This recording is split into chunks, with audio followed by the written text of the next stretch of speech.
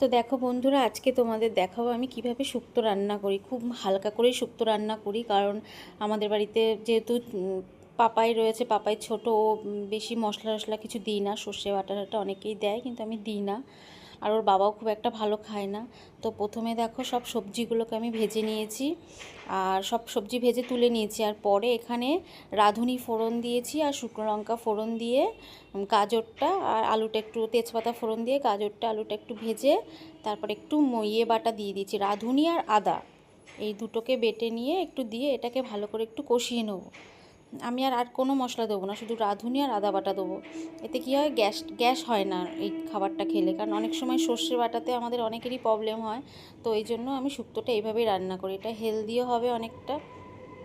তো তারপরে সব কিছু দিয়ে একটু ভালো করে নেড়ে চেড়ে নিলাম।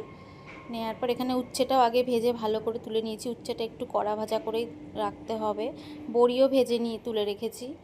তো এই দেখো, শুক্তোটাকে ভালো করে নাড়িয়ে চাড়িয়ে এই যে রান্না আমার হয়ে গেছে।